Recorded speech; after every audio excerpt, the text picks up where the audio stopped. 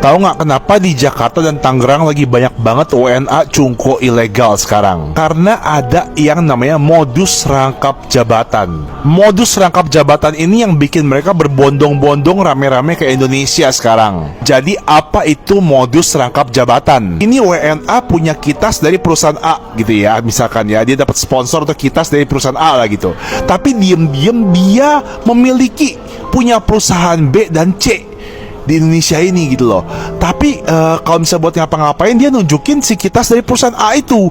Nah ini dia peluang-peluang ini yang dipakai sama si WNA ilegal ini. Dan WNA ilegal ini sekarang di Jakarta katanya lagi sok jago banget, karena mereka ngerasa semuanya bisa disogok pakai duit. Katanya dia lagi diincer sama petugas, tapi katanya dia masih bisa nyari-nyari mobil Lexus. Dan mereka tuh sesama WNA tuh sering flexing gitu. Ini kemarin gue sogok ini berapa duit, ini gue sogok ini berapa duit, beres, kelar gitu. Sekarang mereka masih bisa sombong, tapi kita nggak tahu nanti kalau misalnya tiba-tiba ada penegasan dari atas, ada tindakan tegas dari atas, mereka semua kelabakan ini. Kadang-kadang nih mereka semena-mena punya karyawan asal pecah-pecahin orang, tapi nggak punya tanggung jawab, nggak kasih pesangon atau apalah gitu. Tabrak-tabrak aturan aja mereka gitu ya, semau-mau mereka. Oknum-oknum WNA Tiongkok yang bandel ini cuman bandel di Indonesia doang guys, tapi kalau di negara aslinya mereka taat sama hukum, mereka takut. Kenapa? Karena negaranya tegas. Gue berharap instansi terkait di sini adalah Polri dan imigrasi untuk menindak tegas oknum pemain rangkap jabatan ini. Negara kita punya aturan, negara kita punya undang-undang, mereka harus ikutin undang-undang kita lah pak. Nggak bisa mereka seenaknya. Tolong bapak-bapak, mungkin kalau nanti nemuin kayak beginian, deportasi aja langsung pak. Kita pun capek pak, tiap hari liatin berita-berita oknum-oknum WNA ini makin gak bener di Indonesia. Nggak di Bali, nggak di Jakarta, nggak di Tangerang. Kemarin kita baru 17 Agustusan seneng-seneng,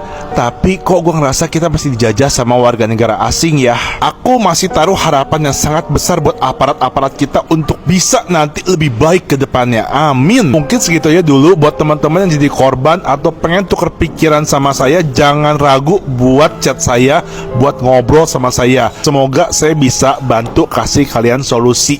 Itu aja ya.